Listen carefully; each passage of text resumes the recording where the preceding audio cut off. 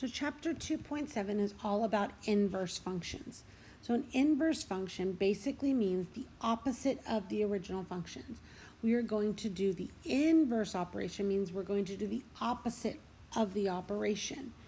So for example, if I have a function that is a square root, the opposite operation of that would be to square. So a square root and a square function, those are inverses of each other. Okay, so I can think about it as an inverse operation when I think about the function. That might be easier for me to think about. Okay, so when we talk about an inverse function, the first thing we need to do is first off know, does an inverse even exist for this?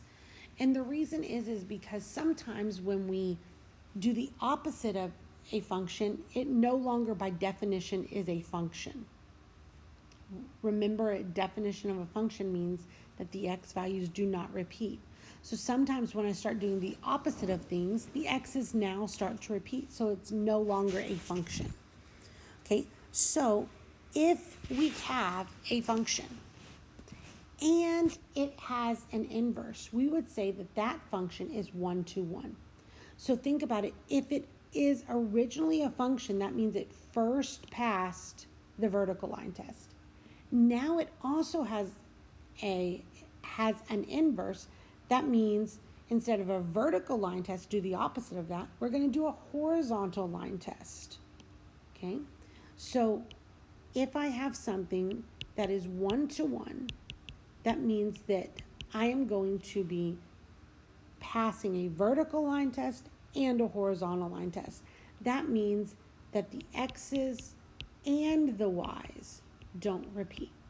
Now, order matters. What I mean by that is the first thing I have to do is check the x's, and then I check the y's. So many times what will happen is people just check the y's, and it never really was a function to begin with. So you have to be careful. First check the x's, then check the y's. Okay? Now, once I know that there's an inverse, then I want to actually find the inverse. Another way we could say is that the function is invertible. Okay?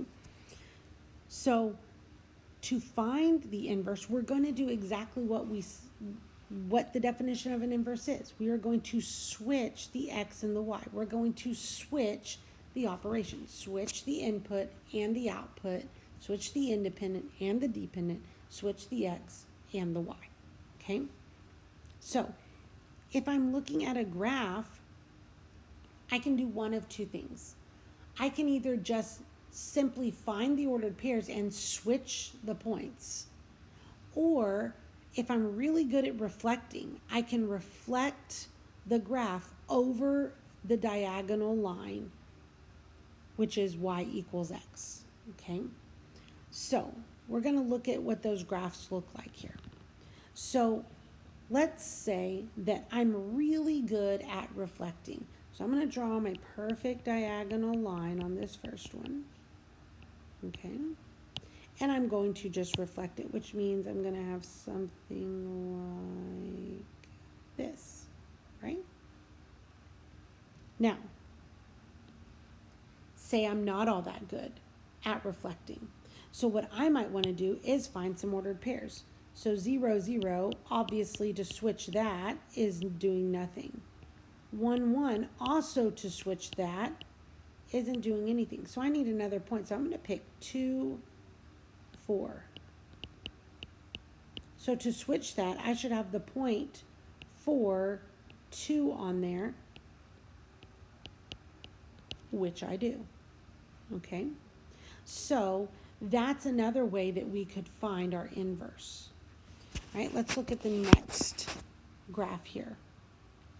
So this one I put on here because it's going to be a little bit more difficult to actually graph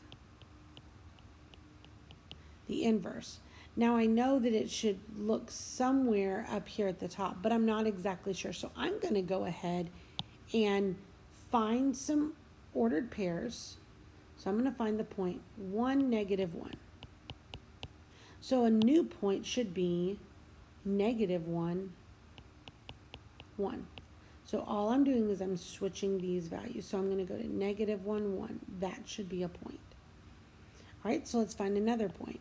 I can find the point, let's see, about 2, 0. So my new point should be 0, 2, because I'm just swapping those.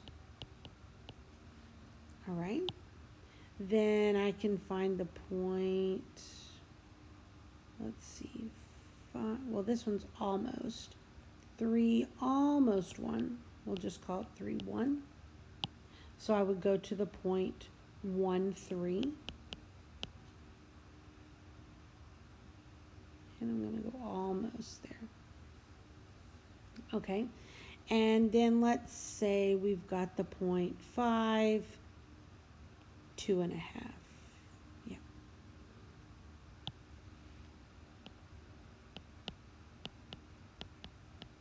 So my new point would be 2.5, 5. So 2.5, 5. Now, I'm going to erase all these ordered pairs and all my writing here so that I can actually graph.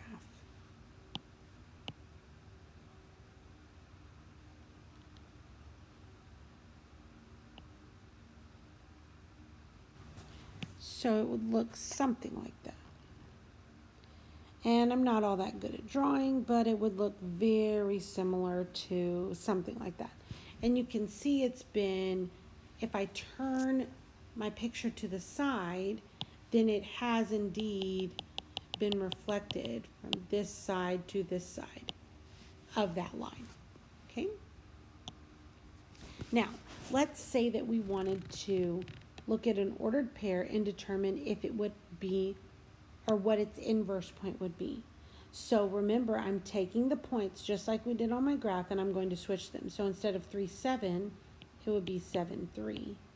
Instead of negative 2, 5, it would be 5, negative 2. So different than when we looked last time at symmetry. Symmetry, remember, we were changing the sign of either the x and or the y. In an inverse, we're switching the x and the y. We're not doing anything to the signs. Okay? So from a graph, we're either going to find the points and or reflect over that diagonal. In an ordered pair, obviously, we're just going to switch them.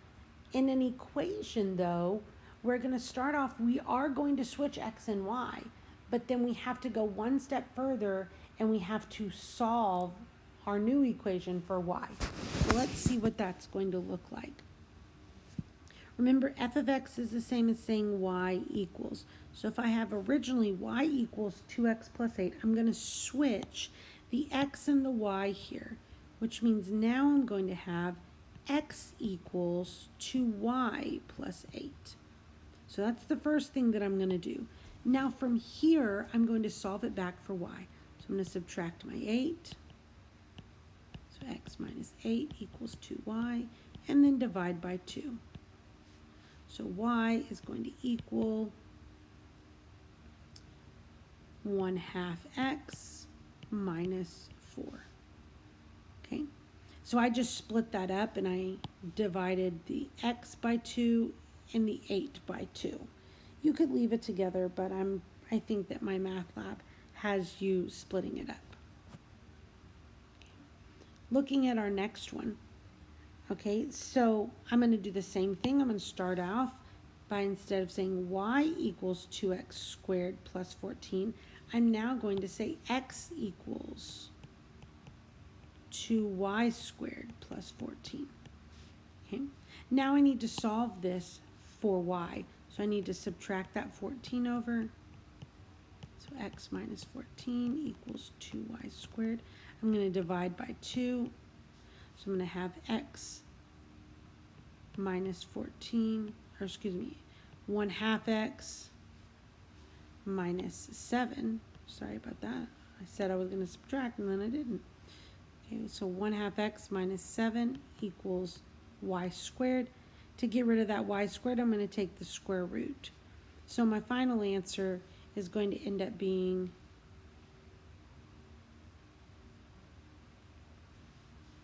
y equals the square root of 1/2 x minus 7. Okay?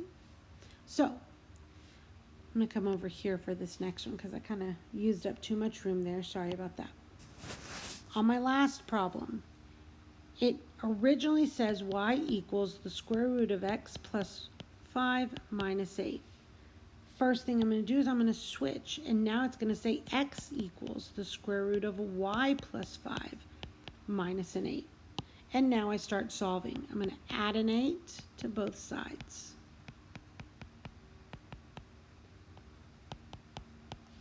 To get rid of that square root, I'm going to square both sides.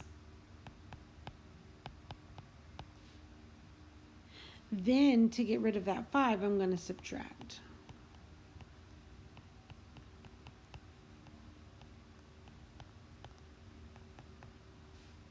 Okay. So, I first switch x and y, and then I start to solve. So, an inverse is only as difficult as the difficulty it is to do the solving in the end. So, inverse is all about switching the x's with the y's.